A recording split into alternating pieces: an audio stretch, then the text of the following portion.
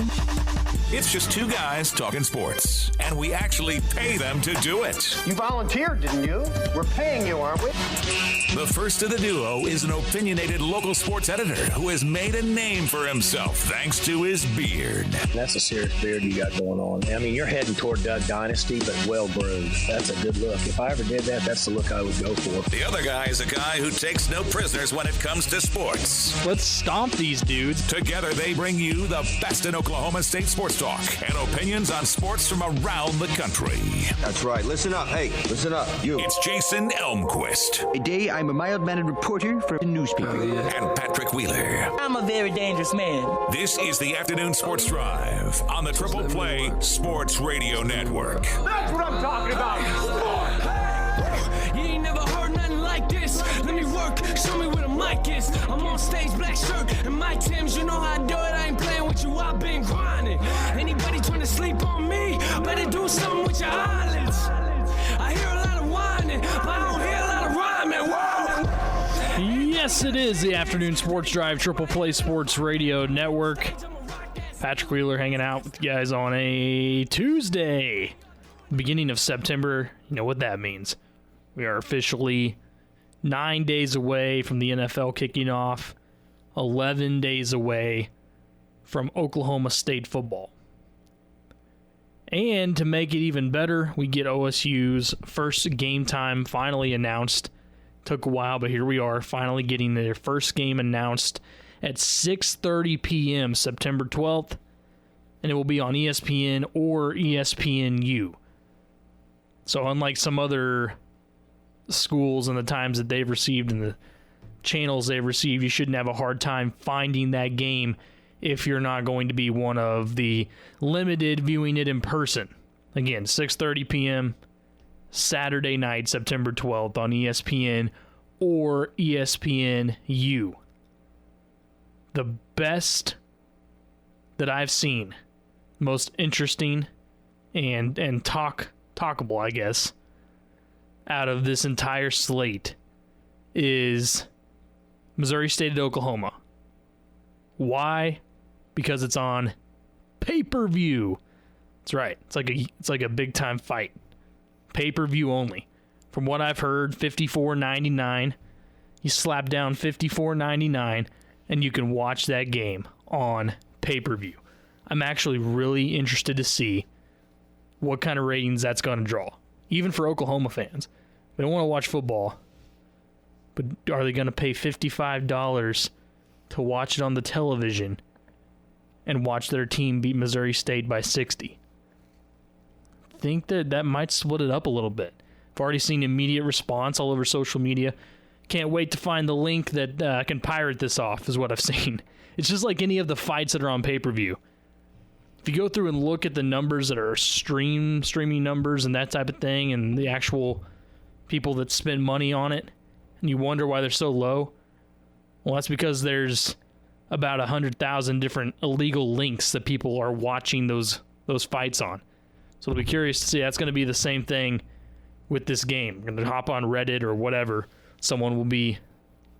Now, the quality won't be the same, but somebody will be recording it off their television on their phone, and you will be able to get a really bad quality version of Missouri State and Oklahoma to open up the week. Same goes for Missouri State people back down there in Springfield. They would have way more intrigue in watching that game than most Oklahoma fans.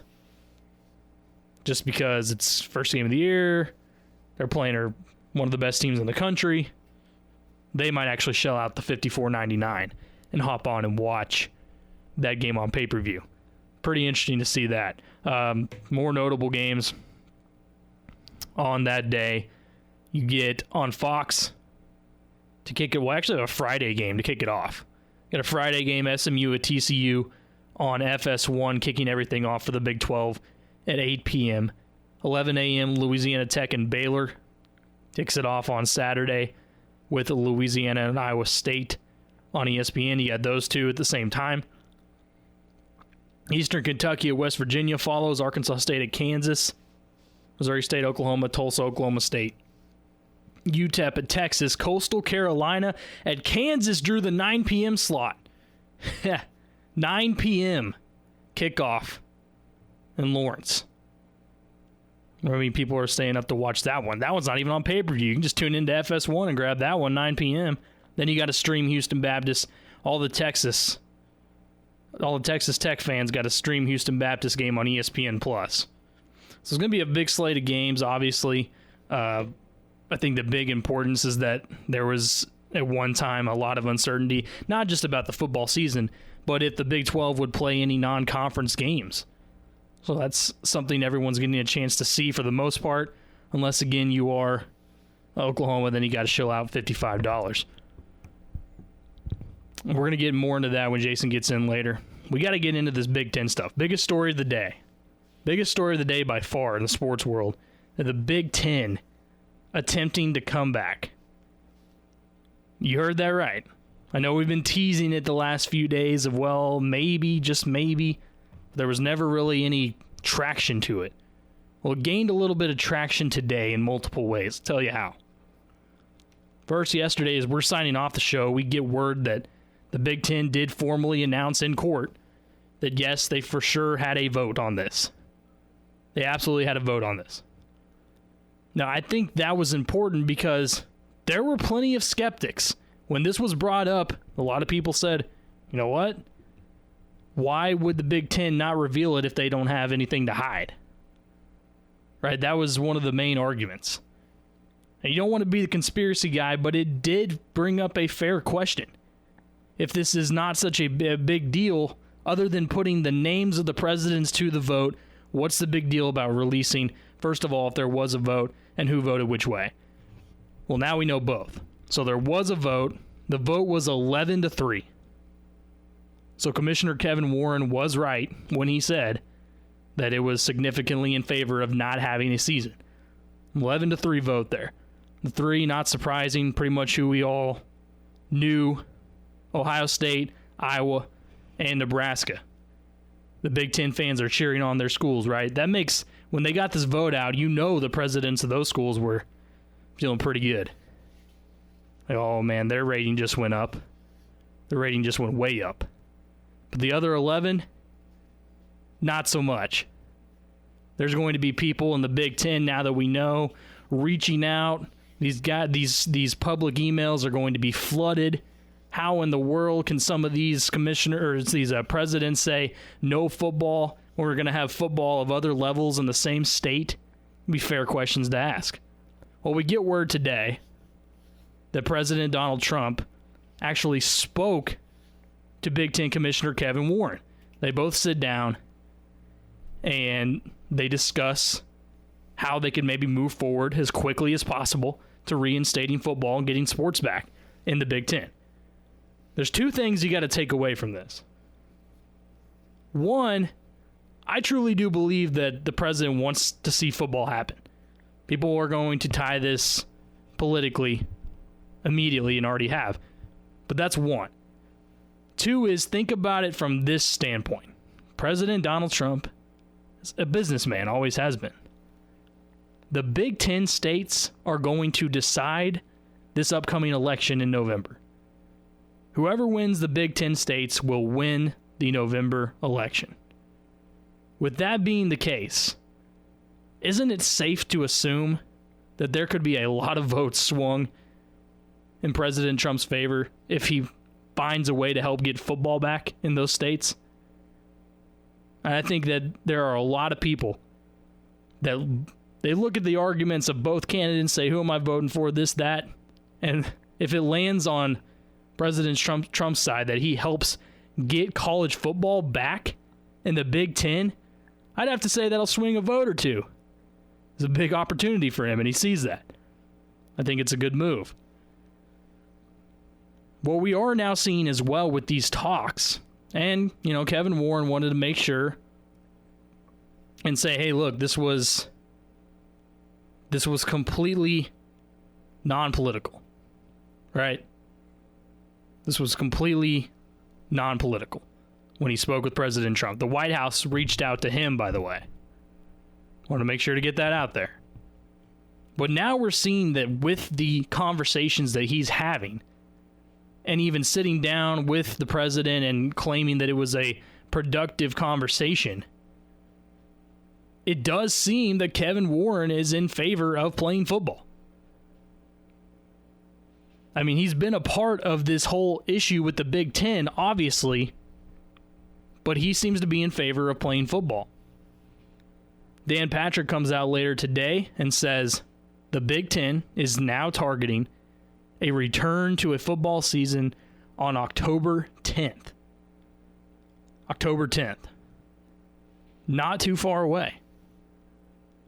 The only issue you have here is if that's the case and Kevin Warren's good with it, you're going to have to get a few more of those presidents that voted against it to switch their vote and admit basically that they were wrong, that there could be a college football season. And that's where you're going to run into the buzzsaw. Can you actually get some of these presidents to admit basically we were wrong? I think the pride there is through the roof. That's going to be the tough part. That will be the decision whether we can get this going or not in the Big Ten, is if they can go through with knowing that they were wrong.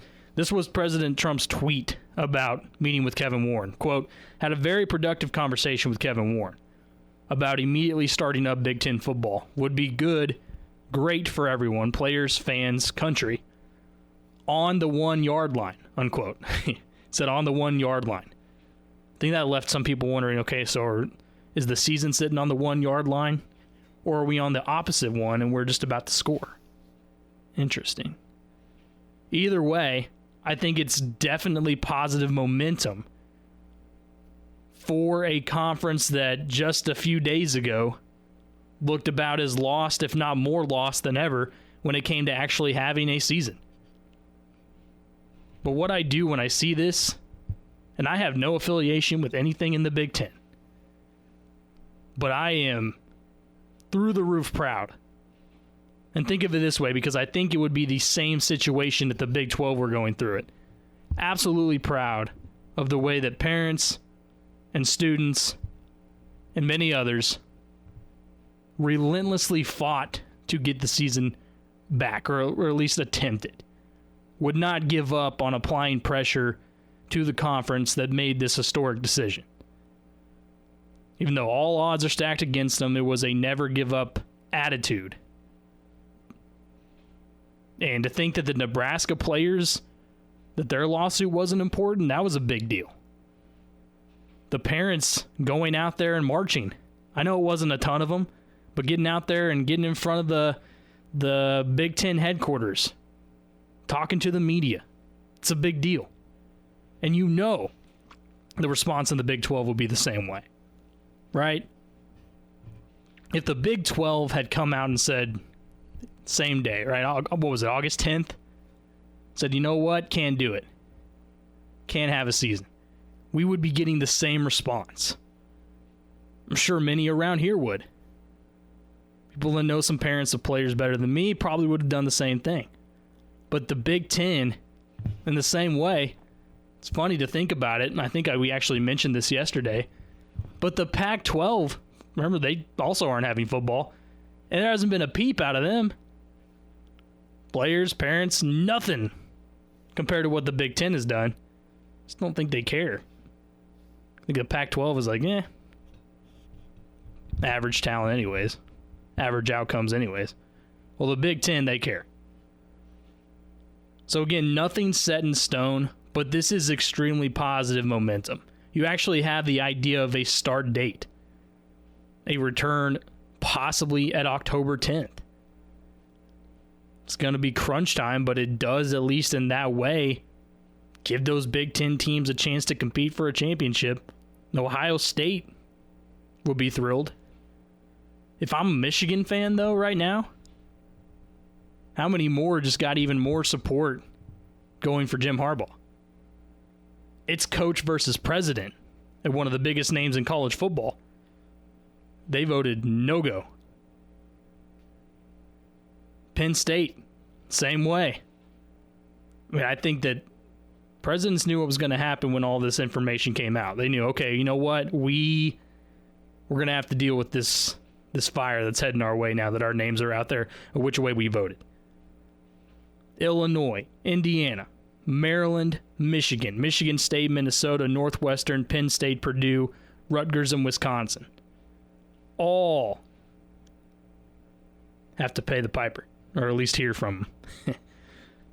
It's going to be a very, very fascinating story to follow. Immediately after, too, when President Trump talked to Kevin Warren, the Big Ten released a statement. They didn't contradict really anything, but they did stay somewhat non-committal. Because I think when you see that news, especially if you're a Big Ten fan, you realize, oh my gosh, you talk to the President of the United States, we got to be having a season, right? Throw some executive power in there or something, or sway, or some type of, you know what, it's best for the country type thing. Well, they made sure that they weren't committing to anything. But I do encourage you to follow this story because we could be seeing at least the Big Ten back before it's all said and done this year. You get the added pressure of over the weekend we see college football take place, and it took place successfully. It was entertaining. It went off. And on top of that, we have great news out of UCA today. Remember Central Arkansas comes out after this game and now says, by the way, when we played Austin Peay the other day, no positive coronavirus cases since then. That's big time. You know, a lot of big Power 5 schools are looking at that and saying that is a good start. Let's follow up. Let's go to the phone lines. You're on the Afternoon Sports Drive. Go ahead. Yes, I'd just like to make a comment on the Big Ten situation. I myself personally think that the people there, especially associated with football, might be too close to the situation about sport. They're not really paying attention to they're paying attention to the politics of football, sports, when they should be paying attention to the politics of the universities. To me, if you look at the map, to me it's no accident that the places they're playing, which is the West Coast, and then the Northwest, up there at the Big Ten, are the only ones not playing it. And to me, what people should be paying attention to is what's going on the Pacific Coast, because there's some stuff going on there that's going to have big repercussions, I think, on the way college football is going to be changed from now on. I think there's a big sea change in the way big-time sports is going to be working, and it's starting right now on the West Coast, but it's going to be moving to the East.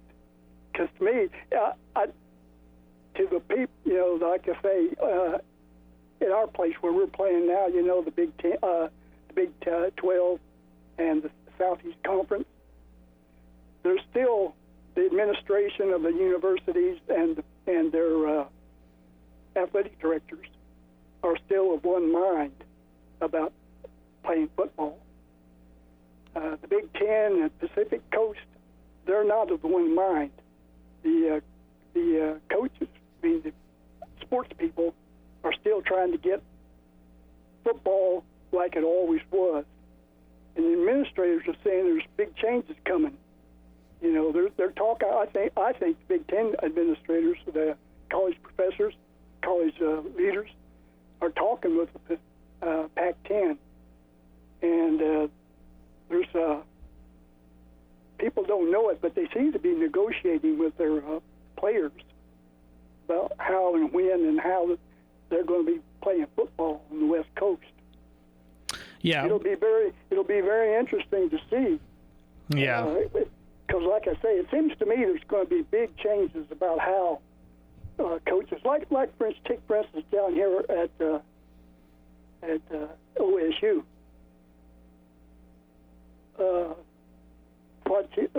The coach, Gundy. Mike Gundy, huh? Yeah. People are saying things are back to normal, but his experience with this, he cannot be coaching the same way he was coaching before that. Right. Because there's players now who's going to be vetting on what he can and can't do. And if he doesn't measure up to the way they're going to, they won't play. Pure and simple, I think. But anyway, I just wanted to bring that up because there's more to it than just sports and big-time football involved here, as far as university presidents are concerned. Yeah, no, absolutely. And playing football might not be what they are looking at the most right now. Yeah, no, I think you're correct. The main thing that what we've been able to see from this in the Big Ten is, think about it too, right? The idea of there's no fans going to be in the stands and all that type of stuff. Well, they looked at that as, we're not going to be making any money with our football games. We can still be making money by getting kids on campus. Exactly. That's what that was the entire time. So that's why you had people upset with the whole, well, they're claiming to care about the health and well-being of these student athletes and all that. We can kind of see through that, and that's been the case so far with the Big Ten. Yes, but that's all tied to the situation that sports is going to be after the coronavirus has been settled one way or the other. That we're going to get back to business as usual in college football, and as far as I can see, it's never going to get back to like it was. There are going to be some vital changes made, and how coaches are able to talk with their players.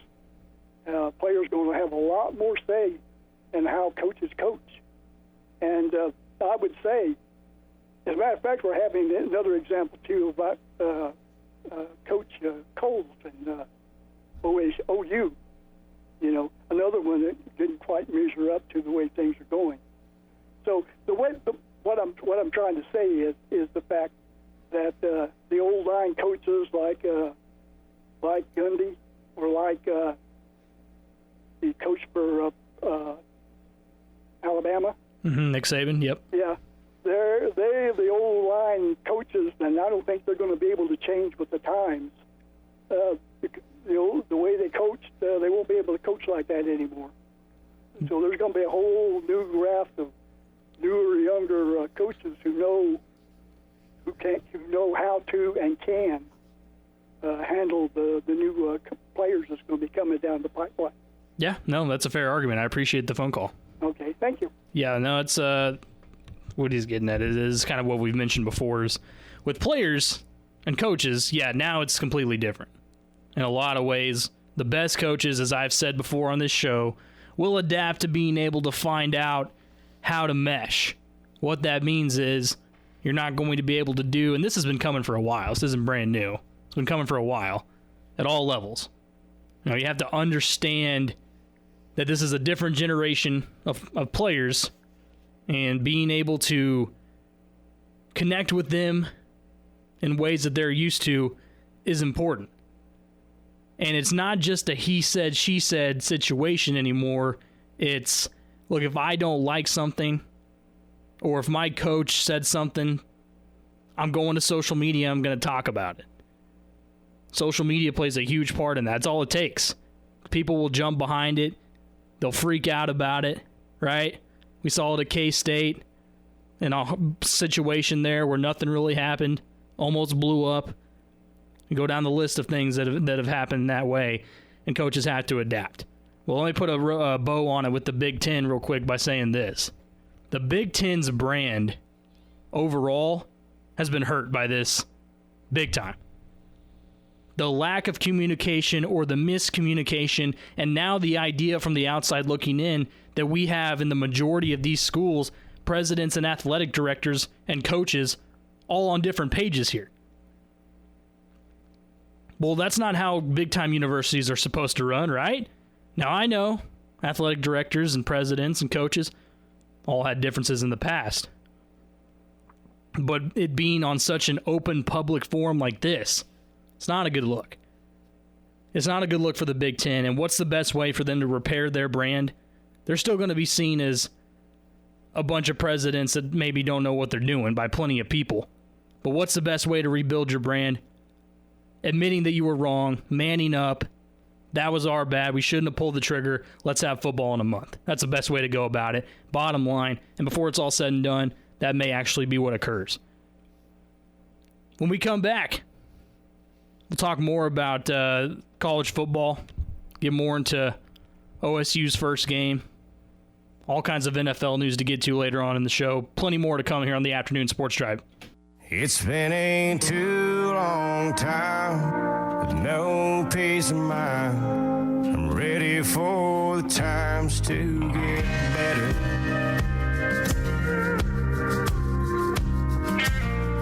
I've got to tell you, I've been racking my brain, hoping to find a way out. Welcome back, Afternoon Sports Drive, Triple Play Sports Radio Network. As we get into the month of September, that was crazy. We're finally getting there. Patrick Wheeler, Jason Elmquist here with you. Jason joining me now. Jason, we got game time, finally, for the first OSU game of the year. 6:30 kickoff on ESPN or ESPNU. I don't know about you, but that's what I was hoping for. I wanted a little bit of a, it's not quite in the night, it's closer to a primetime style game than your 2:30 game, but that's going to be, the coverage is what's the best part. Pretty much everybody's going to get a chance to watch this first game. Well, and you know, the funny thing is, I kind of alluded to it in my tweet when I first saw it this morning. I feel bad for the OSU fan base because they have been pushing very hard for non-conference night games for so long that they finally get one, and then hardly anyone actually gets to go because of COVID-19. So it's a double-edged sword. Those who are going to get to go are going to get the experience of a night game that they. I'm trying to remember the last time we had a non-conference night game. It's at home. It's been a while.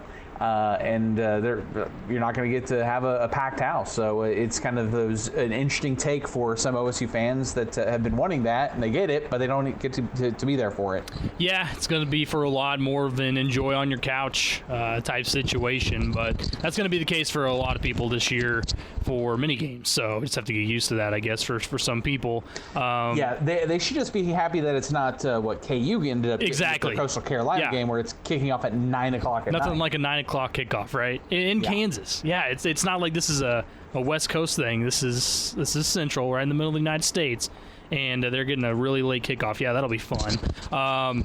What'd you think about Oklahoma in pay-per-view? I mean, that's like, I already looked it up.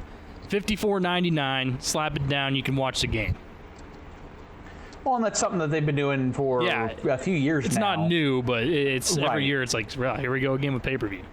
Yeah, it's interesting because I've seen some OU fans critical of it, but here's the thing, and OU I think is smart to do it because ultimately people are going to pay it. They want to if you're a diehard OU Sooner football fan, you're going to pay the $50-$60, and that's more money, especially right now when during the pandemic that OU can utilize.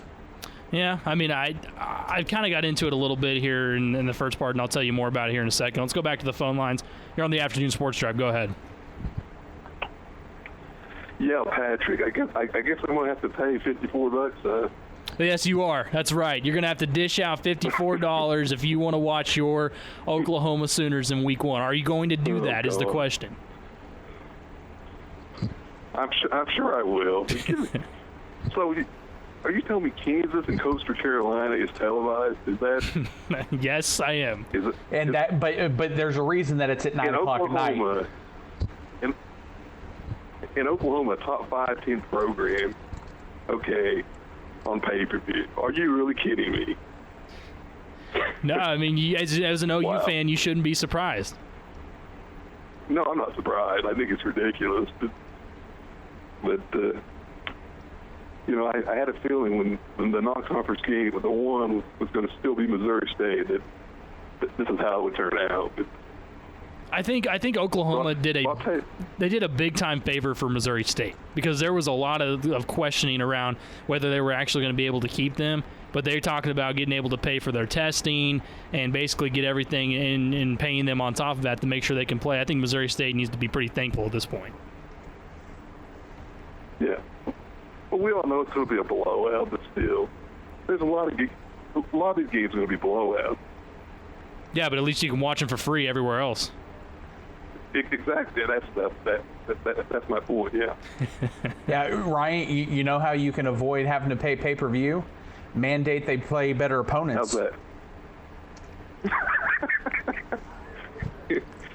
Well, they did have a Tennessee schedule, Jason, but that couldn't happen because the SEC won't play non-conference games. So. Right, but I mean, you've followed them. How many games the last 5 years have been pay-per-view because it's been a team like Missouri State?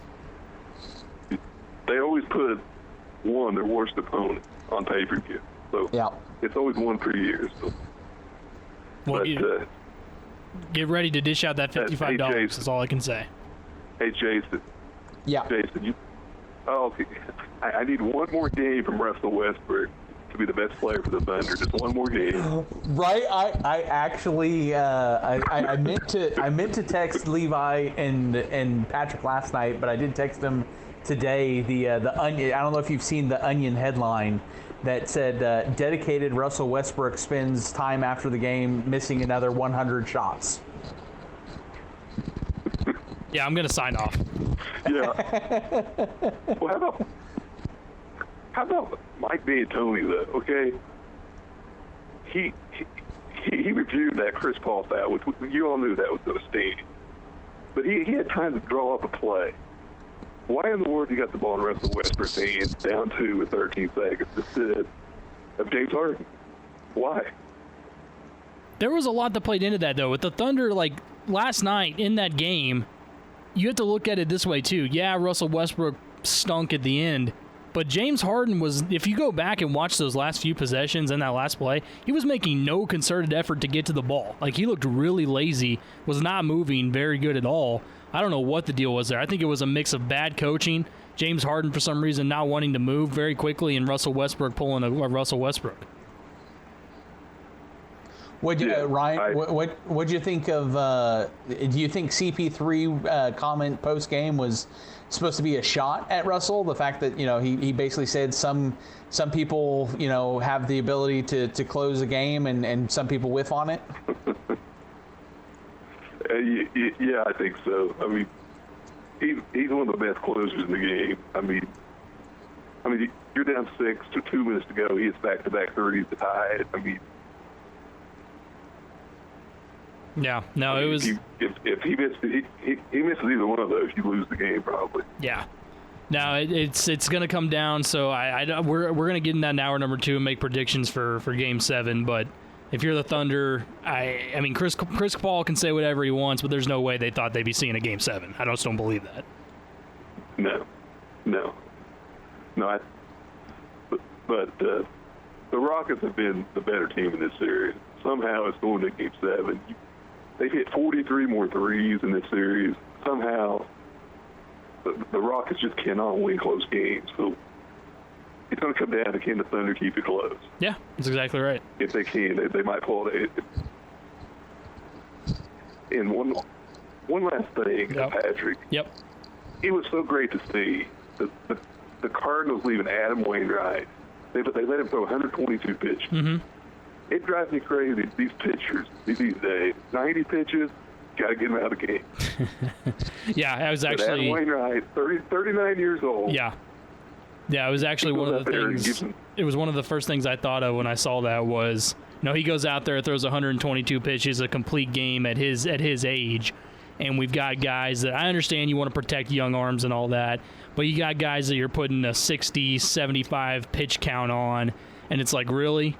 I mean, really, they have to be that limited when a guy that's over there being grandpa is still going the distance in the highest level that there is. So, yeah, I thought about that, too. I always thought that's one way to show them that experience still trumps everything. But when you look at what Adam Wainwright's done and how he has pitched over the years, there's no reason he should be going that distance and being able to pull that off. He's just one hell of a competitor. And Patrick, as a Cardinal fan, if I have to see Ponce de Leon in another start, I'm turning the game off. He is terrible. I don't care who they put out there. He's terrible. Yeah, they're running out of ideas of who else to put out there besides him, though. That's the problem. Well, the rookie that started twice, Oviedo, I think. he's pitched good twice he's pitched in both doubleheaders. So. Well, we all know. We all know who's Carlos Martinez is going to be up the next week. Yeah, that's what I was about to say, is that we all know who's going to be coming back and taking that spot. And if it were more consistent, I would be really thrilled about it. But since I still firmly believe he was the other one on the COVID-19 list that they'll never admit because he didn't admit his name. Yeah. But if he doesn't, get things going and start taking things a little bit more serious too, he might as well scratch his name off the list. Yep, I agree. Brian, appreciate it, man. Yep.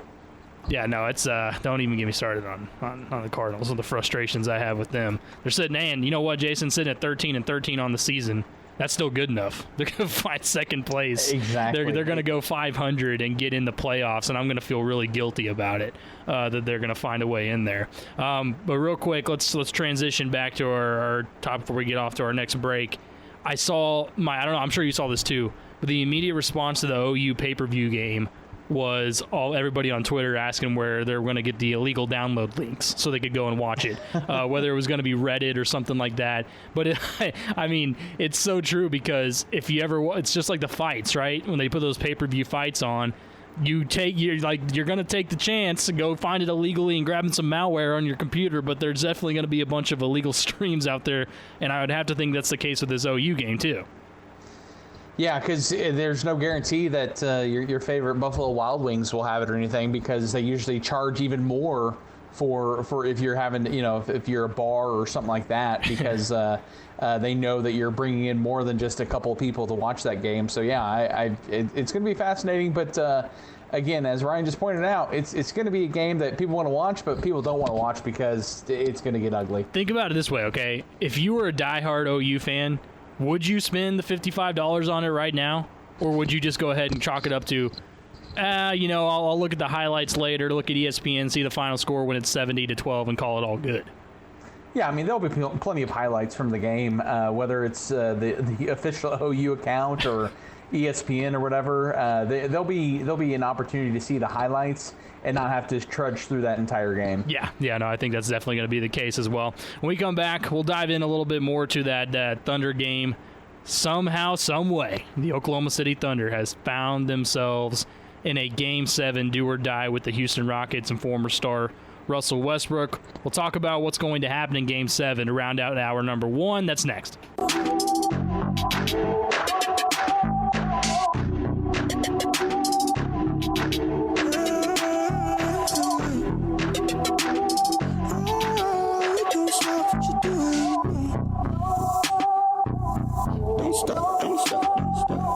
Welcome back. Afternoon Sports Drive, Triple Play Sports Radio Network, rounding out hour number 1. Patrick Wheeler and Jason Elmquist.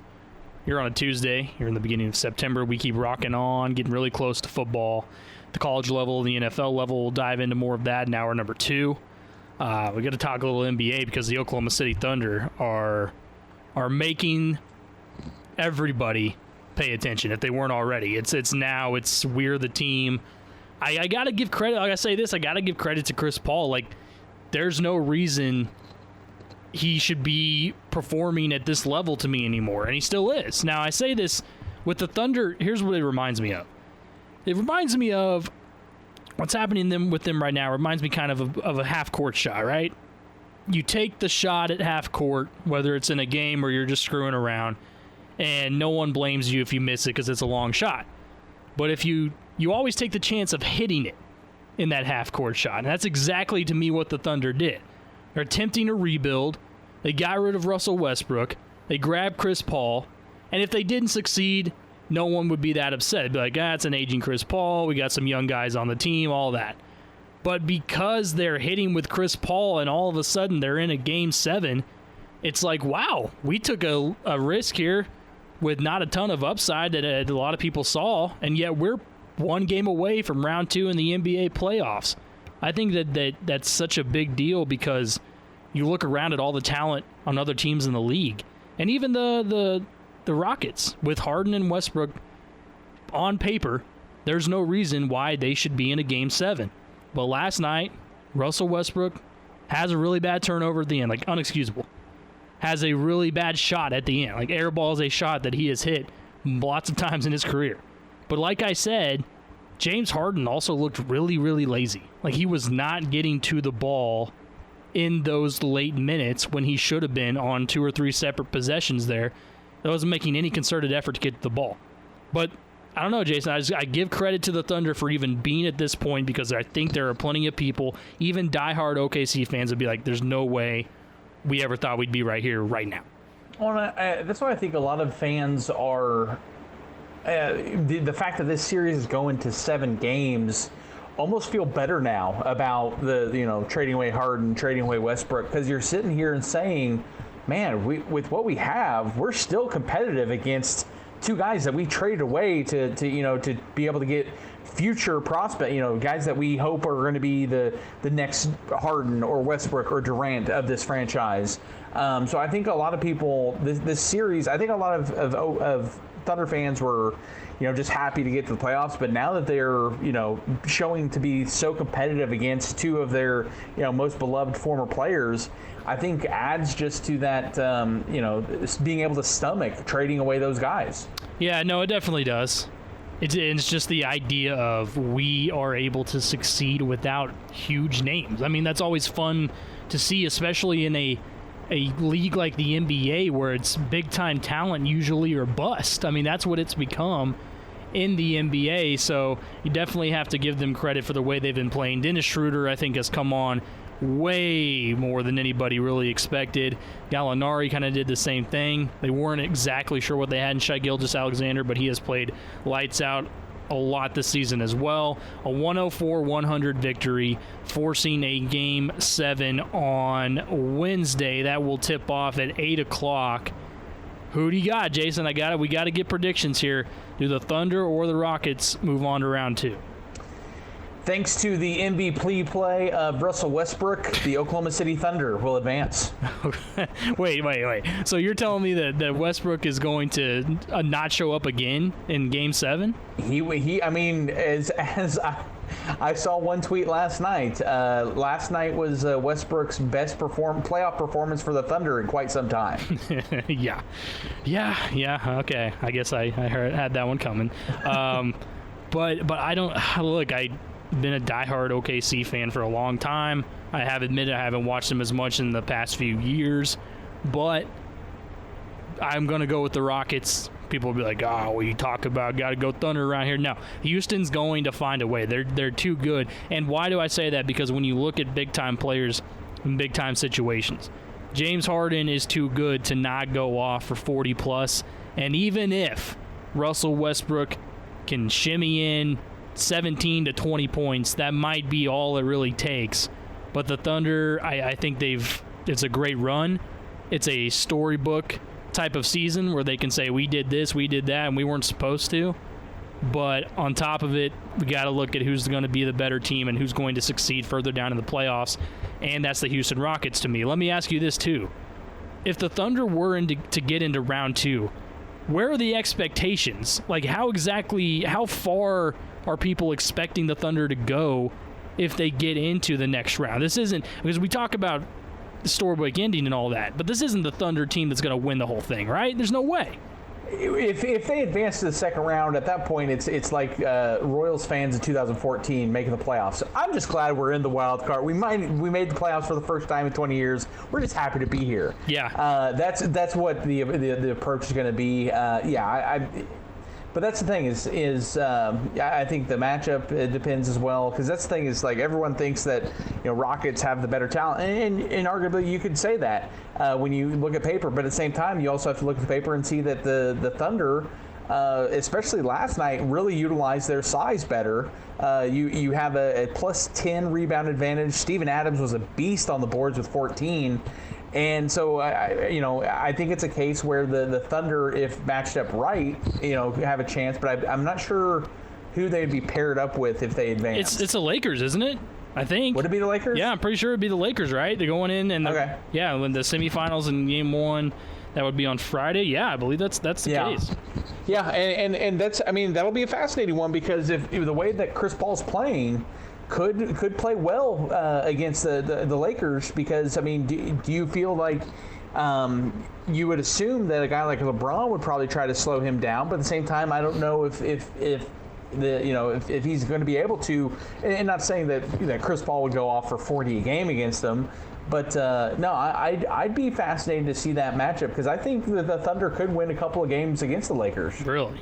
I know they did earlier in the bubble too, and they actually embarrassed Los Angeles at one point. Yeah. So yeah, it's certainly possible for a game or two, I guess, but with the way that LeBron, AD, they're going to be having plenty of rest here before they get to that game on Friday. I don't know. I hope the Thunder. And I'll say this though, we talk about the getting to rest and whatnot, but sometimes that's a bad thing because sometimes you lose that flow that you've been curated. I mean, you just saw how good they are when they were able to play back to back against a quality team like Portland. But now you're sitting back, you're chillaxing, you're not necessarily in that mindset for like you were almost every other day. Sometimes that it can take a game or two to finally get that mentality flowing again. Well, and I mean, heck, LeBron, the way it went the other day, he obviously was one of the ones that at least reported he was good with not playing the rest of the season. So, yeah. I mean, I don't know. And I'm sure you saw this too, but we mentioned it briefly. But there was a lot of bad taste left in the mouth of young players, especially, apparently, after all that went down with LeBron in the meeting, because they saw it as he was obviously ticked off that he wasn't in on the plan with Milwaukee. But on top of it, they thought he had this big complex about him, like he was the king. And I'm thinking to myself, that's what he has been labeled this entire time by everybody, players, media, all this, that LeBron is king, and it's not just playing, it's everything he is in and to the NBA.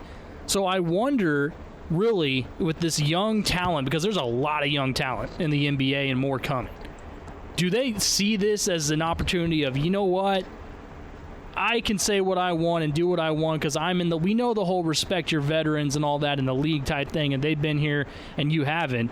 But I'm the next big thing, and if I feel like LeBron's stepping out of line or I don't like what he said, like I don't have to do what he says. I feel like there's that type of attitude amongst some of these players in the NBA because what happened with all that and the boycotts and LeBron apparently not being involved in the conversation for a while, they didn't like the idea that he was going to be upset about that instead of communicate more with them.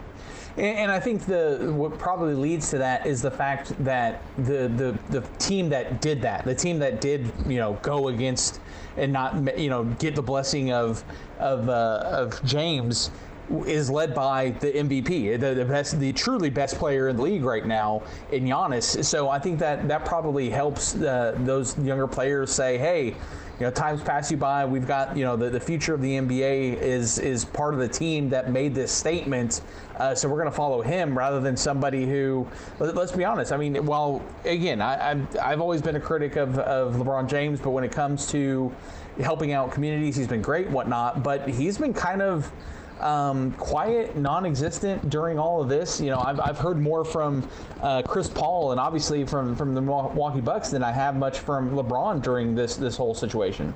Yeah, I mean, he said his pieces in the media, but I think part of it too is when you look at the legacy, sorry, but that's part of it. When we always compare Michael Jordan and LeBron, well, he also wants to, at some point here on the floor, maintain that he is the best basketball player at the same time, right? So I think that's something that he has to make sure we talked about everything that he's done, but when it gets on the court, I have to think deep down it has to be all about playing the game. But speaking of to what you said, yeah, I know Giannis is awesome and everything, but man, game one last night, he disappeared completely against the Miami Heat. Jimmy Butler owning them. That was a solid first round game in the second round game in the second round of the playoffs too. So a lot of good NBA action coming up. Again, the Thunder tip off Game 7 with the Houston Rockets tomorrow night at 8 o'clock. That's where you can check that one out. When we come back in hour number 2, we got a lot of NFL stuff to get into and much more still to come on the Afternoon Sports Drive, Triple Play Sports Radio Network, all coming up next.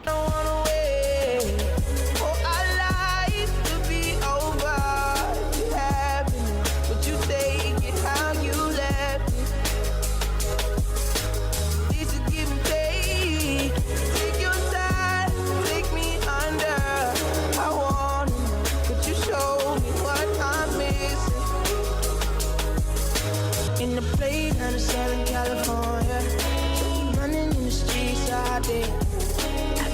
Elvis just gotta learn the hard way. Don't give a damn what nobody gotta say. We just sell it now. I don't wanna wait for our life. Hour number 2 of the afternoon sports drive, Triple Play Sports Radio Network, with Patrick Wheeler and Jason Elmquist. Well, as if the Chiefs hadn't done enough this offseason, they decided to go ahead and just extend head coach Andy Reid and general manager Brett Veach through 2025.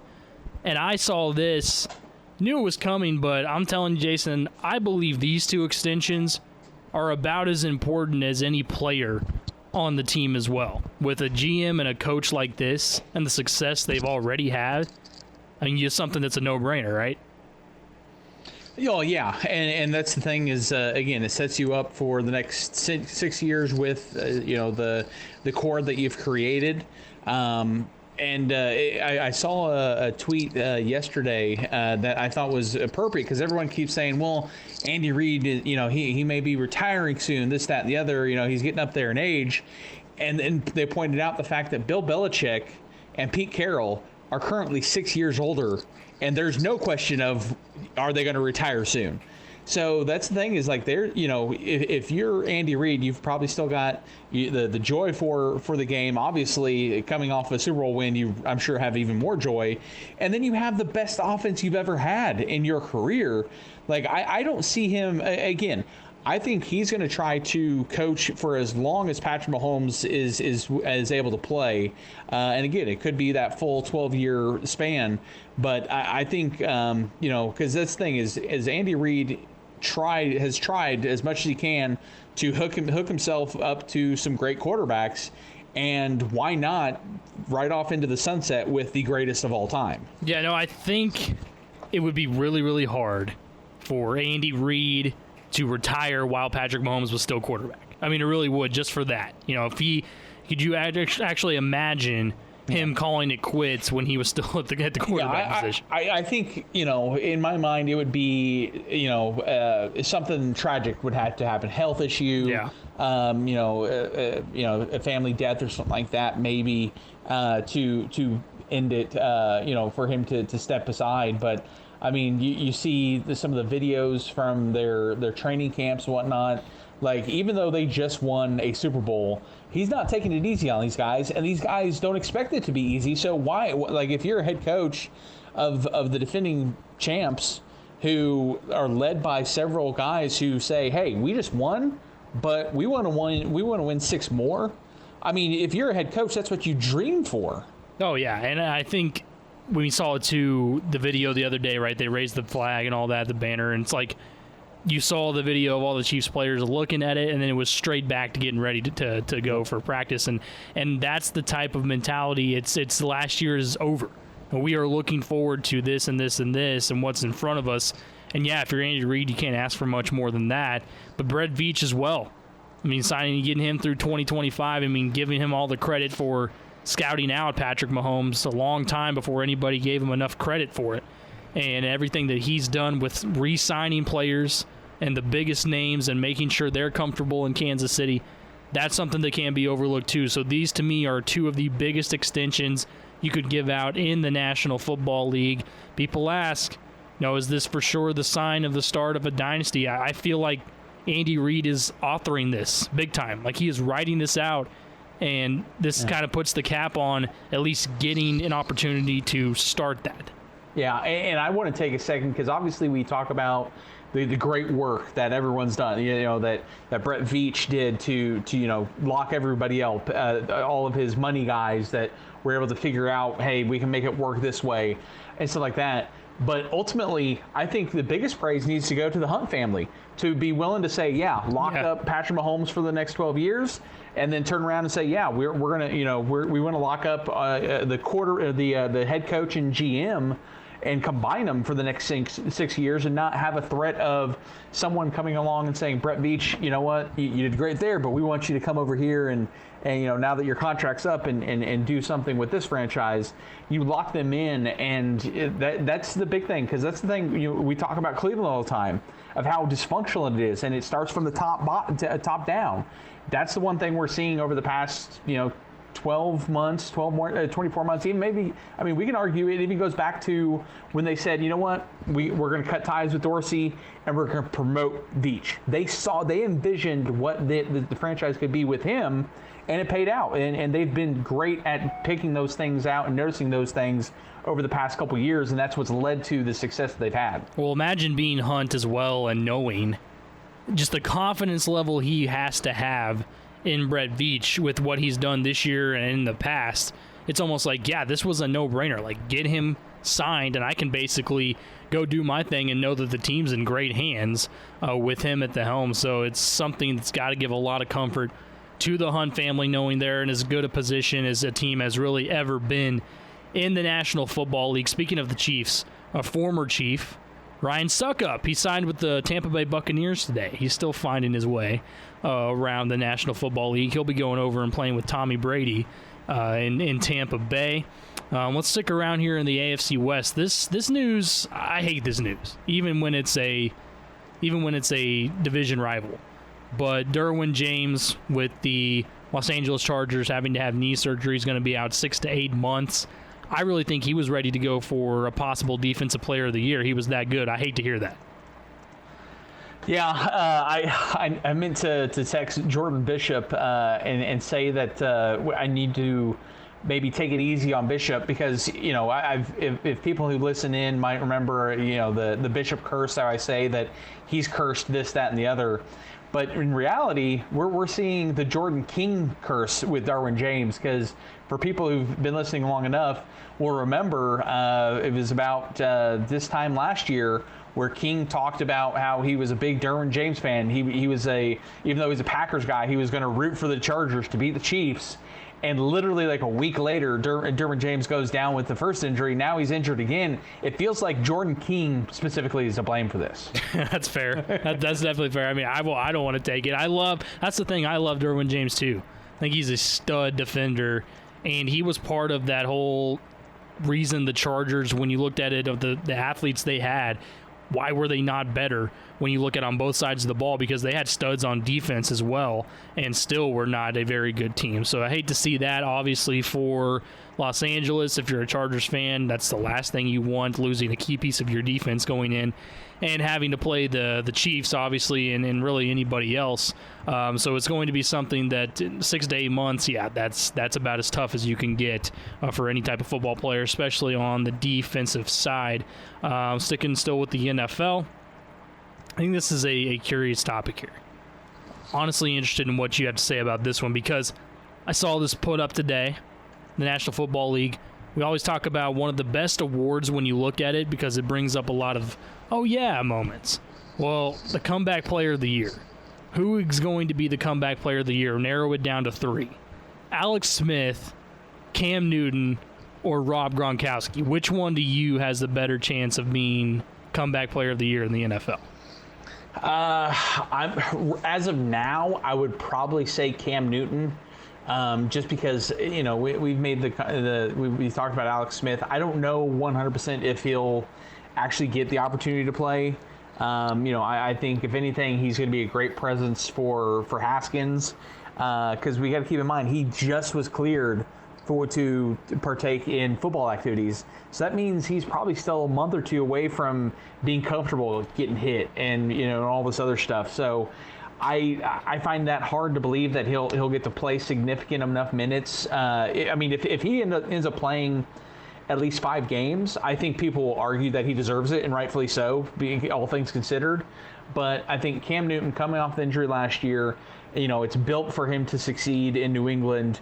I think he'll have an opportunity. Gronk, I really don't. To me, Gronk shouldn't be an option because that's like Jason Witten. He retired. It's not like he's coming off of a severe injury or anything. It was my body hurts. I want to take a year to just, you know, do Gronk things, and then came back. So in my mind, in reality, the top 2 contenders should be Cam Newton and Alex Smith. And right now, I'd put it Cam probably just ahead of Alex Smith.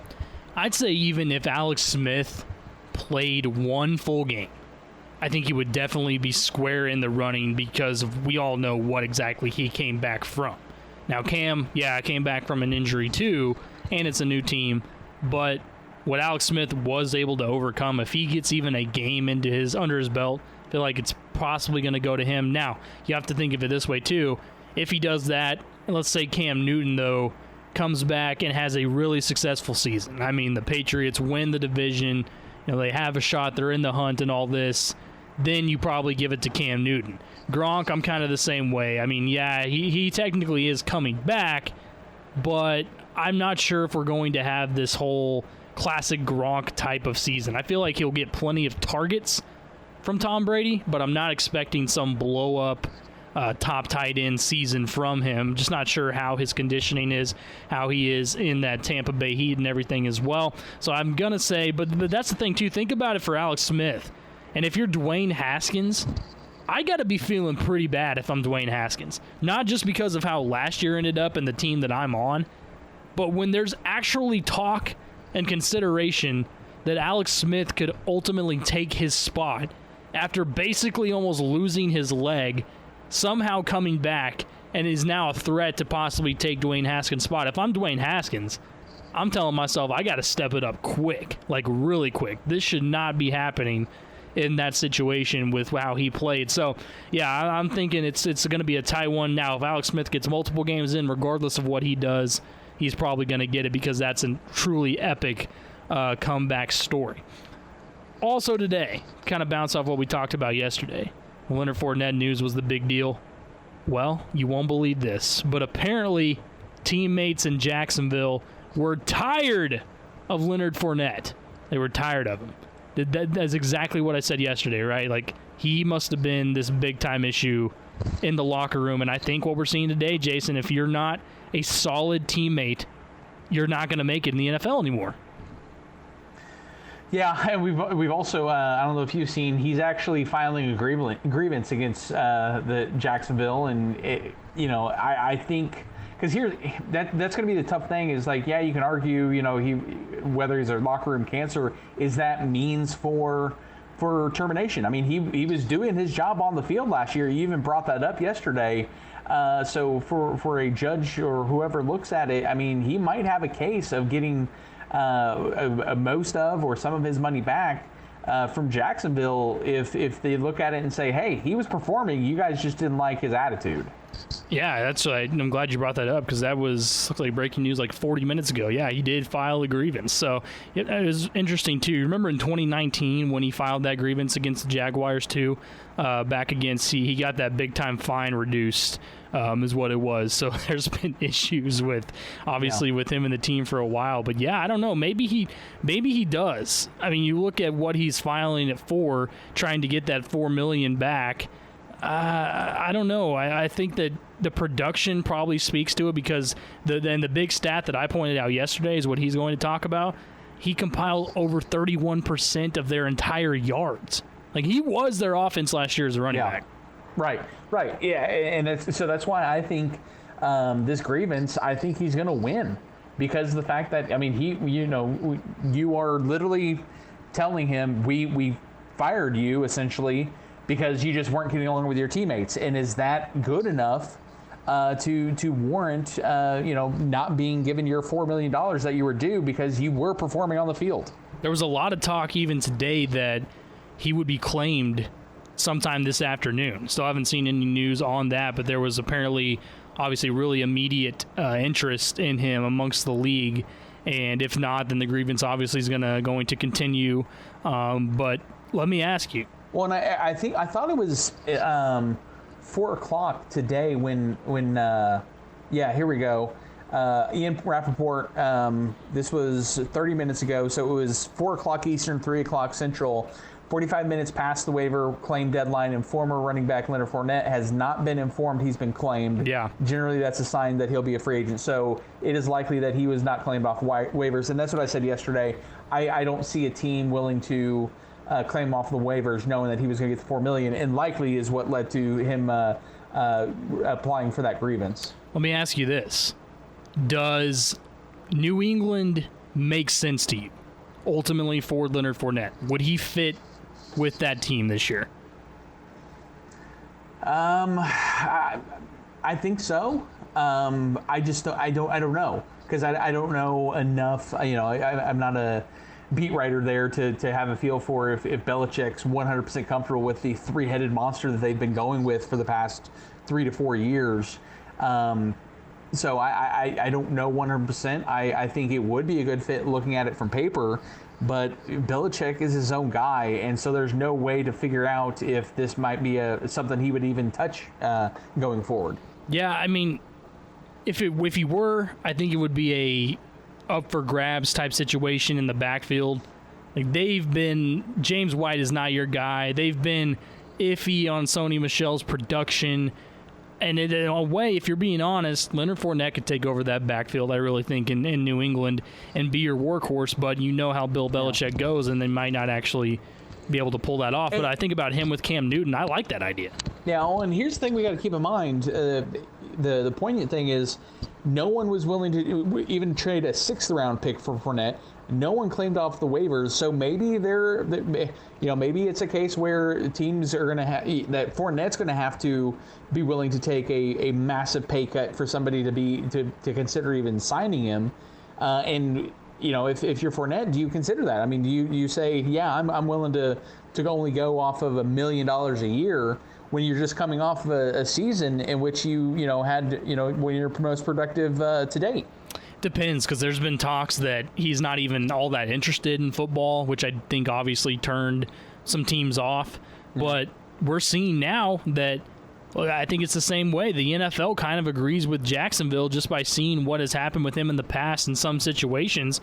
They're not willing to bring a running back of that caliber into their locker room, especially if they feel like they have a good coherence amongst their team. They're just not going to risk that type of situation. We talk about it all the time. Does his talent outweigh some of that baggage that he has? And unfortunately for him in this case, it might not be able to work out for him. And a lot of it happened last year too. It didn't help his case. Watched a lot of Leonard Fournette last year when they did get down into close goal line situations. Like he could not score. There was something up with Leonard Fournette not being able to get into the end zone from now, some of that's the offensive line, but still, you got to take some credit as a running back, and it was just something that's not going to happen. So I hope, because I really like Leonard Fournette, that he's able to find a team, although my hopes are kind of dwindling more and more as this situation grows on us. Yeah. Well, while we're talking NFL, before we take our first break at the top of the hour, what are your hopes, what are your expectations for the ring ceremony tonight for the Chiefs? I don't have... I mean, that's the thing is I wish it could be as big and extravagant as it was supposed to be. Right. So I think no matter what happens, I'm not going to be, satisfied, if that's the right word. I mean, I want it to be this really big deal. But with everything that's happened, I'm not expecting, this giant spectacle. But I do think it's obviously an important landmark, an important time in Chiefs history that we're getting this. But in the same way, think about it just like I talked about earlier. You're going to get all the glamour and the awing over it, and this is a big deal. But I really do think that the whole mindset amongst Kansas City and even into some of the fans, and this probably has some part to do with the coronavirus and everything kind of dampening everybody this off season. It's like we are moving forward, man. Like we want to talk about the Super Bowl. It was fantastic. It's something that we'll never forget. But there's such in the air of an opportunity to reload with the team like we've never seen. It's like let's get on to that. I think September 10th is let's get to that date and show that we are on our way to back-to-back. And that's why I kind of like that they're doing the ring ceremony tonight, and I'm sure it'll be all over social media and whatnot. Yeah. Because I think if you would have done it pre-game of the opener, like a lot of other franchises, sports franchises do, I think then it would have been lost. It would have been that's cool, but you know what? I want to see what this team can do now.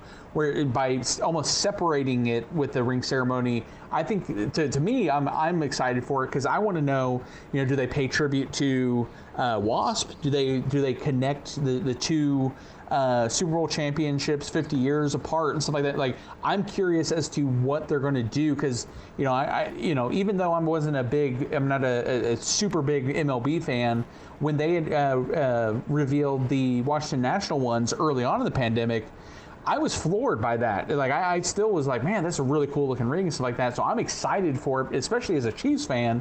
And here's my thing. I mentioned it to my wife last night when I heard that they were going to be officially revealing it today. I was already talking to her of, I want to find out if like Fanatics or something like that sells replicas, because no matter what it looks like, I would love to have a replica of this Super Bowl championship ring. Yeah, no, that would be definitely something to add into the memorabilia stack for sure. When we come back, the running back news, the drama just keeps getting more and more intense. I'll tell you why real quick, because let me just lead it off and tease it with this. If you are an Alvin Kamara fan or owner in fantasy, yikes is all I got to say. We'll come back and talk about it next. 1580. Life better. Well, I'm not trying to get in the way. Minding my own, got nothing to say about nobody. That's right, nobody. Don't shake my tree, don't rattle my cage. You and me will be on the same page. Got no trouble, don't make no trouble. Yeah, you best let a sleeping dog lie, 'cause soon you come to understand why. Hey, you're gonna get bit right between the eyes. Afternoon Sports Drive, Triple Play Sports Radio Network. Patrick Wheeler and Jason Elmquist. If you drafted Alvin Kamara, you are sitting in limbo at the moment. And it just got worse. Why? Because apparently the New Orleans Saints are open to trading Alvin Kamara in his last year of his rookie contract here. Currently in a holdout with the Saints. By the way, it's only scheduled to make just over $2 million this season. And Jason, get this. He's the second highest paid running back on the team. His backup, Latavius Murray, is actually set to earn $4 million this year, even though he's not the number one. So, right, you can understand a little bit of frustration if you're Alvin Kamara there. Yeah, and that's one of the whole CBA of trying to protect veteran players, and stuff like that. That way your rookies aren't being paid astronomically, but then it also penalizes those guys who came in and are on rookie contracts, and they explode. If a guy like Alvin Kamara, who wasn't a top 10 type pick, and that's what sucks is that, because that happens all the time. We see that almost every year of guys outside of the top 10, guys outside of the first round who end up being franchise changers, that they have to wait another 3 to 4 years before they can actually make the money. And then you find yourself like Alvin Kamara, where you're like, okay, who's going to pay me? And to where they're now, and the interesting thing is, not only are they open to trading him, being reported, that apparently they're open to paying him, but he even wants more. The information I saw is they were willing to pay him to make him a top 5 running back, but he wants money closer to what McCaffrey's paying, which is still a large difference between number 1 and number 5 at the running back position. It is, but I think he's also realizing and probably being told that some other team would probably pay him that. And that's the difference in between him and, for instance, a Leonard Fournette. But it's just like you said, and I'll get back to him in a minute, but this is going to be crazy. I remember the 2017 NFL draft, and do we just remember how good or how deep it was in running backs? How about these names all coming out of the 2017 draft? Leonard Fournette, Christian McCaffrey, both in the first round, Dalvin Cook and Joe Mixon in the second round, Alvin Kamara and Kareem Hunt, third round, James Conner, third round, Marlon Mack, the fourth round, Aaron Jones in the fifth round, Chris Carson in the seventh round, and Austin Eckler went undrafted. Every single one of those running backs still in the league. A lot of them, and mostly all of them, performing at a high level even today. That was so dense in that draft. But when you look at it with Alvin Kamara, yeah, he was hurt last year.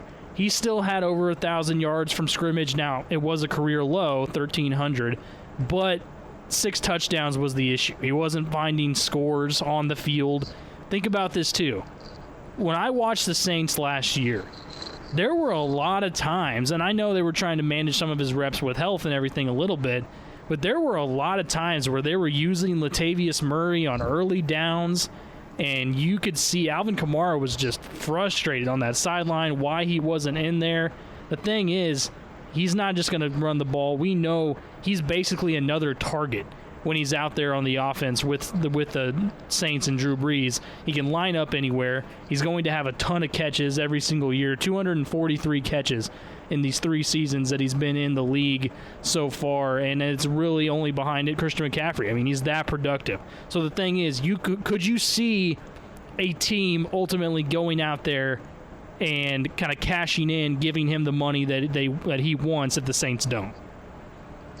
I mean, I think they'd have to trade for him to do it, because that's the thing. It's like I don't know if he'd consider sitting out like a Le'Veon Bell, because we saw the Le'Veon Bell sort of work but sort of didn't, because going out, him sitting out a year, he ended up getting the best offer was from the Jets, and they're not using him anywhere like even the Pittsburgh Steelers did.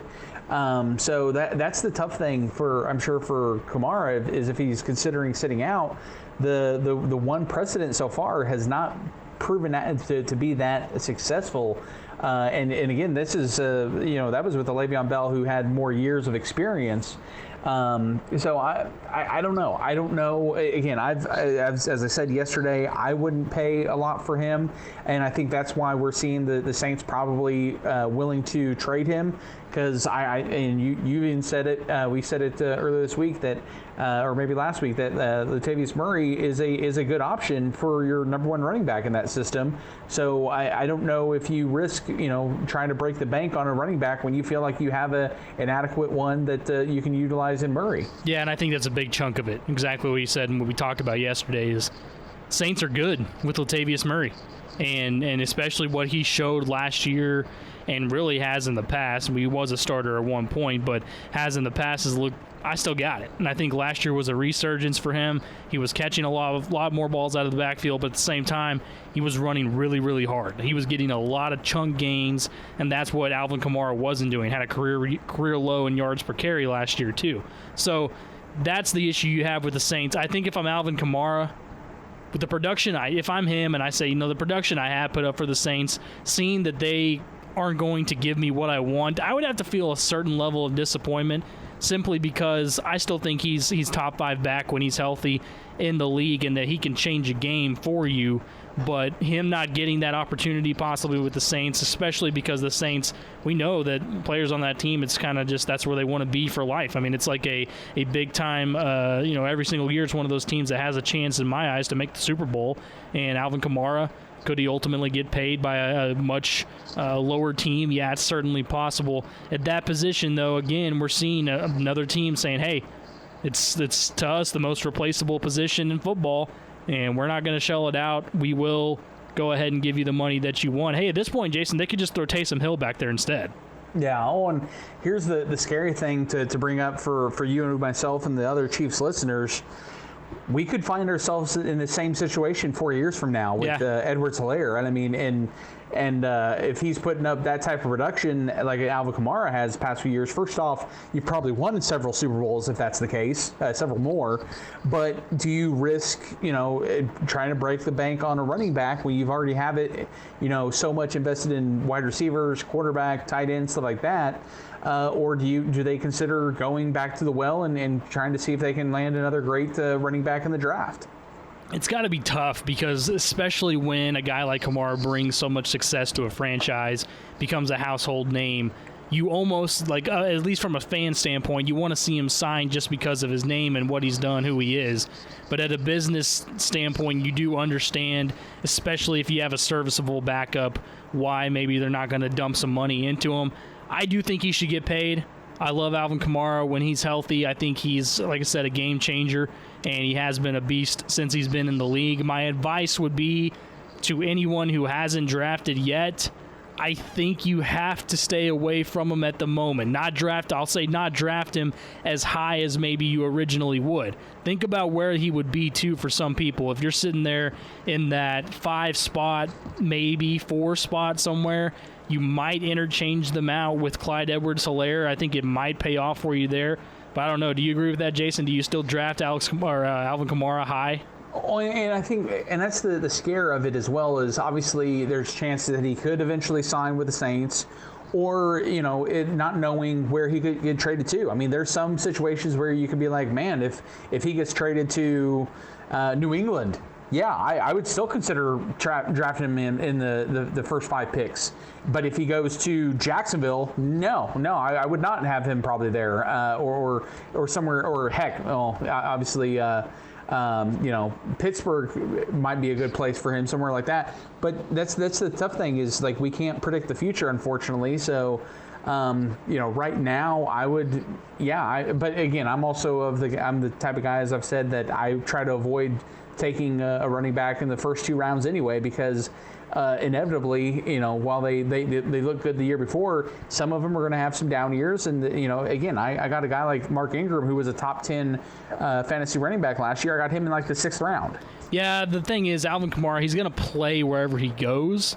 But it's a question, kind of like you said, if he gets in a situation where they're used to using multiple backs and he's all of a sudden not the workhorse anymore, his value definitely goes down. So yeah, it's something I wish we could give a for sure answer on, but we're still kind of waiting like everybody else. I wouldn't risk going too high with him like I would in the past if we're unknown in a week or so.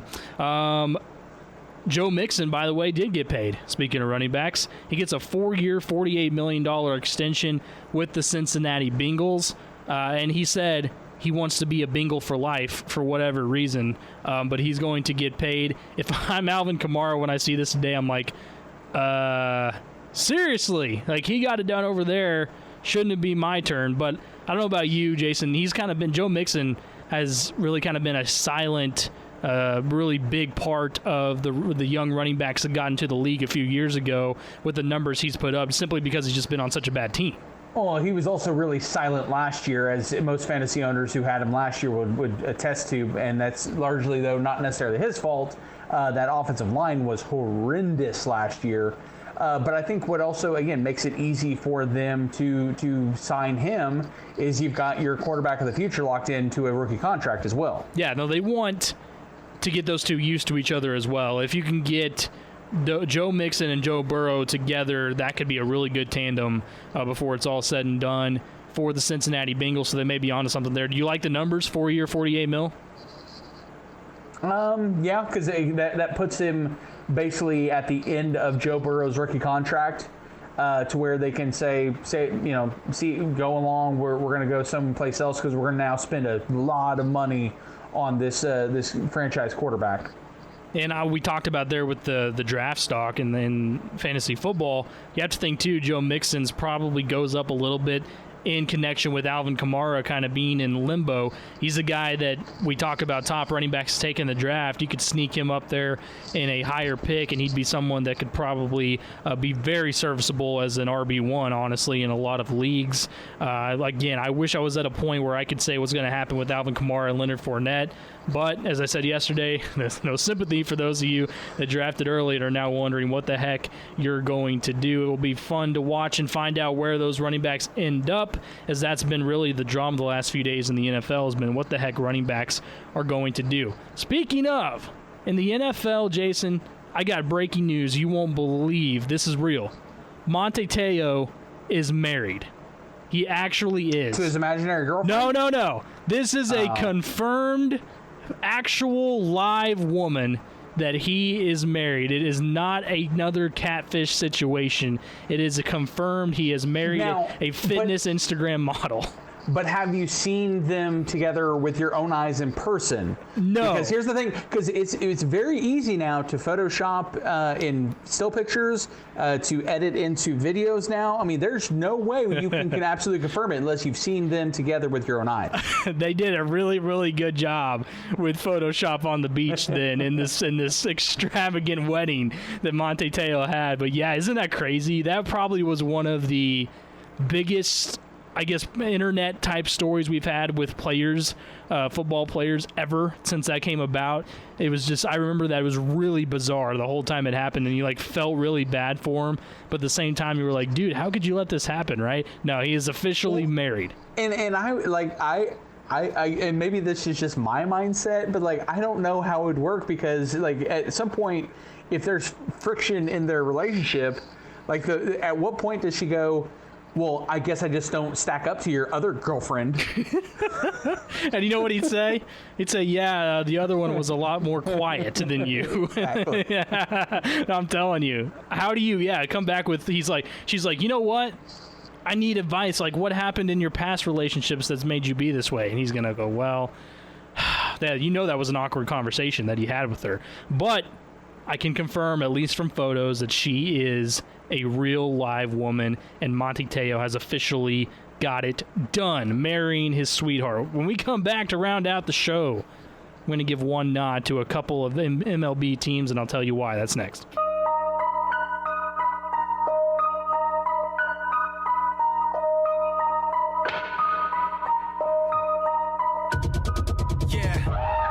Levitating off the blacktop. Used to struggle getting started, now I can't stop.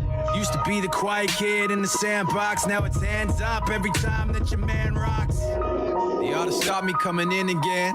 You mad? You thought we were synonyms? Too bad that's the water you're getting in. You're too fat for the sharks that you're swimming in. From where I'm sitting, contenders are looking like fruit spinning around in the blender. Hardly a snack when I'm here looking for dinner. I eat them, delete them, they're barely beginners. Main course is my main sport. Play major, but minor's my main fort. Put a chain around everything I came for. Look, but don't touch, sucker, tell them take an IOU. Say they want respect now, thinking they deserve to have it next now. Tell them take an IOU, believing what they're making. Welcome back, Afternoon Sports Drive, Triple Play Sports Radio Network. We're rounding out the show here on Tuesday. Patrick Wheeler and Jason Elmquist with you. We gotta appreciate what the San Diego Padres did yesterday in the trade deadline.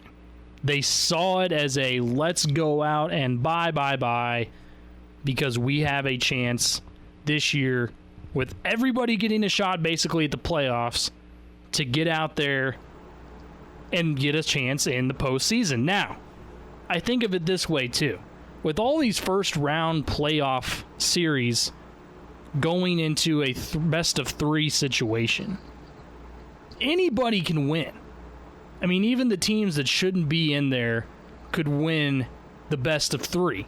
That's why it's going to be really fascinating to watch ultimately a team like the Padres get in when they are on the rise, and probably the most exciting team to watch is they might be that one team that does make a run. All these moves might have helped. But they know too, Jason, that the Los Angeles Dodgers are obviously in the way.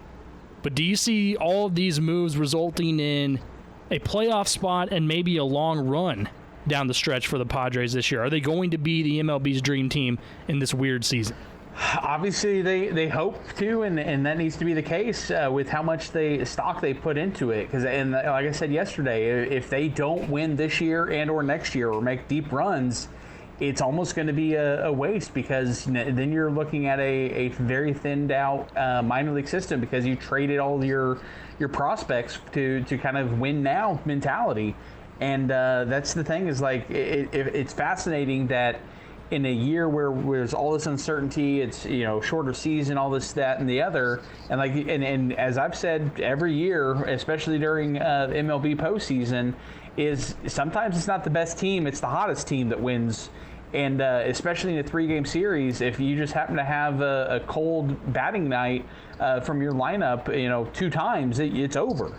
Oh, so yeah. So this is a weird situation. This is almost to me, and I think if you look around the league, why you saw a lot of teams avoid doing what the Padres did of just kind of standing pat and not being buyers. I thought that would be the smart move because of the fact that there's so much uncertainty, but it could end up proving profitable because no one else did. The Padres could come up here and win it, and we can turn back to this week as to why, because they were actually the only true movers and shakers during the trade deadline. Yeah, they're extremely aggressive, and they have young talent. They want to surround it. They got some solid pieces at the deadline too. I think they're going to be a team to keep an eye on, obviously, through the rest of this year into the postseason.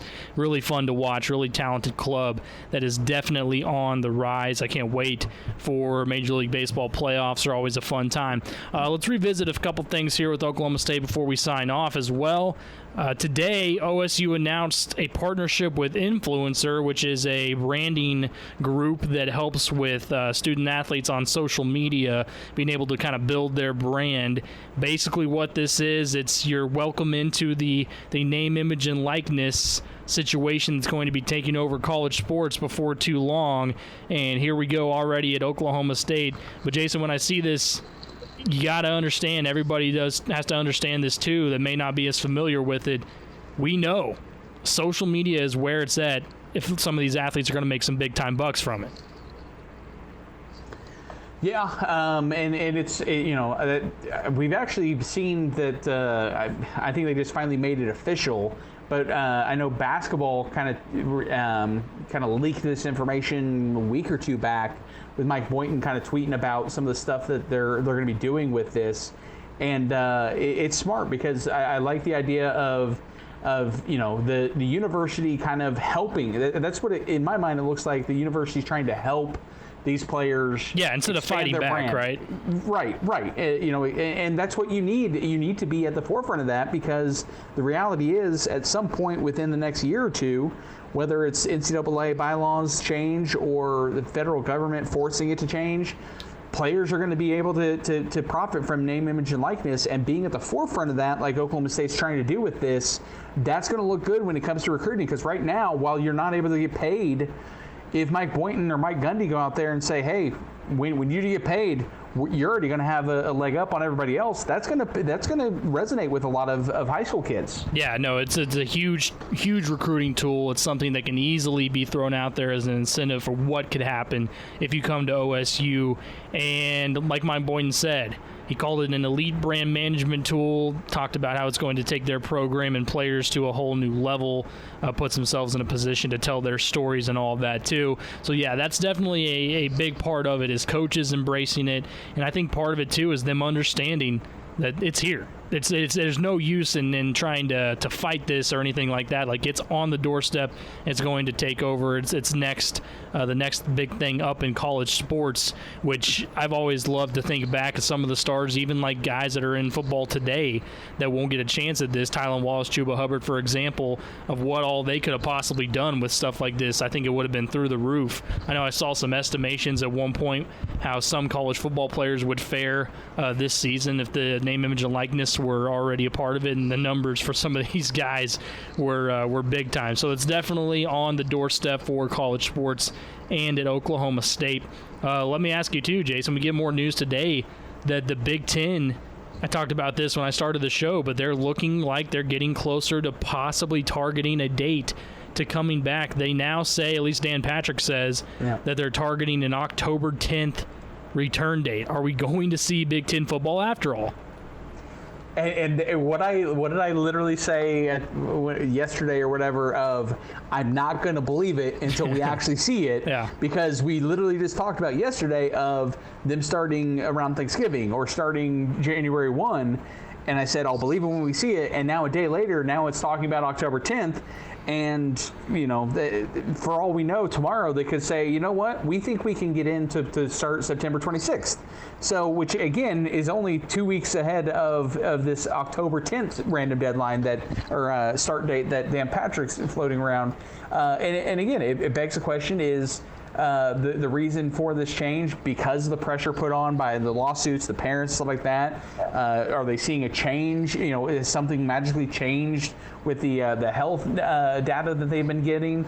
That's the interesting thing. And ultimately, yeah, it goes back to things that you said and other people have said, that ultimately it was too early of a decision when they said, you know what, we're just going to cancel, because we're now a week and a half away from the Big 12 starting, and there's no sign of it getting canceled before then right now. There was no other way to go around it other than explaining that they definitely took too big of a step way too early. Because even today, September 1st, if they had said we're going to have a for sure answer on September 1st. That even would have been one thing that you would have waited at least a couple more weeks, and that's what at least a lot of people in the Big Ten would just ask for, is let's give a shot to see how padded practices go, what happens with the numbers when we get our kids back and all this. Can we attempt to actually have a season? That's why you had so many people upset that there wasn't even that attempt, and maybe, yes, you are seeing the Big Ten realize,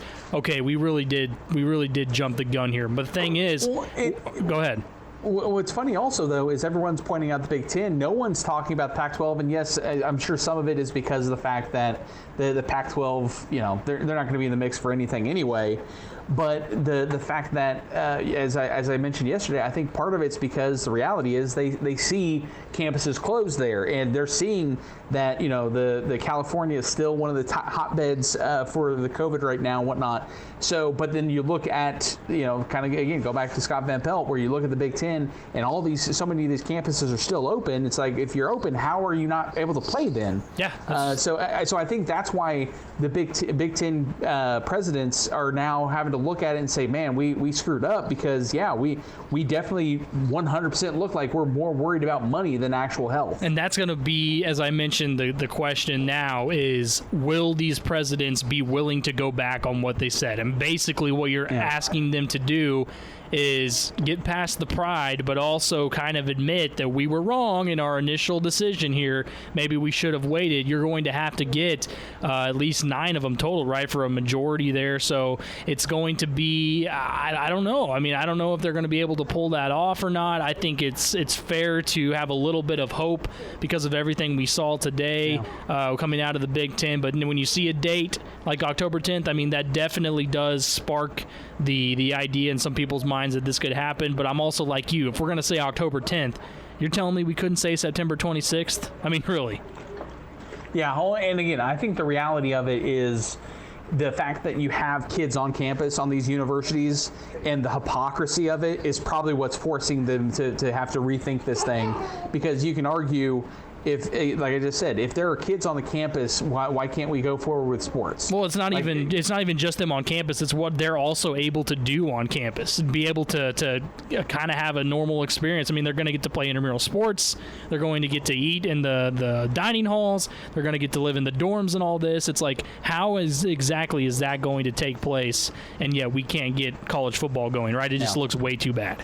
Yeah, and again, that's why I think you saw ACC, SEC, Big 12 have saved the course, because their universities are still open. Whether that's a good or a bad thing, you can debate that all you want. I mean, you're seeing crazy numbers. I don't know if you saw in Alabama, they're over 1,000 active COVID cases on their campus. OSU just released theirs, and in the past 10 days, they've jumped up to almost 300 active cases on the Oklahoma State campus. But the campus is still open, so there's no reason to just say we're going to cancel sports if everybody's open, if everybody's going to class and everything. Yeah, it's important to note as well that the latest coronavirus data from the athletic department in OSU had 5 active cases amongst student athletes. 2 of them were football cases, 3 of them from other sports, and that means there's been 82 total cumulative cases so far. So in that perspective, that's definitely a good number that we're at least seeing student athletes are seeming to take this serious. Yeah, and I also want to point out, while we're talking about that, the testing up at OSU. I don't know how much we really talked about it the other day, but I saw American Athletic Conference has also followed suit. But we always criticize Big 12 of following people.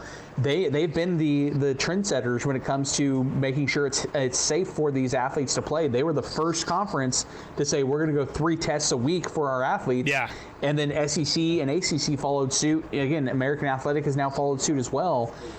So I mean, that's the one thing. As much criticism as Big 12 gets at times, especially during this pandemic, they have definitely been at the forefront of making sure that they are doing everything possible to make it sure it's safe for these athletes to play. Yeah, no, I think the Big 12 deserves so much credit. They've done such a good job with being patient, figuring out how they can get this to work while keeping their student athletes as healthy as possible, and showing that it is something something that's doable, especially, I mean, we got to admit, it does make them look better when you have the Big Ten being what they are over there across the country and looking like they have no idea what they're doing. So that certainly does help. This has been the Afternoon Sports Drive, Triple Play Sports Radio Network. By the way, Jason, before I end it, I saw this quote that Andy Reid gave about his Super Bowl ring tonight. Saw that. Yep. He said, for all the listeners, why are you going to wear it? He said, quote, what he's going to do when he gets it. He said, you wear it for special occasions, or if you want a free cheeseburger, you just point right there and show him that ring, and you might get one. Yeah, the classic Andy Reid. I feel like he's going to get a free cheeseburger no matter where he goes, really,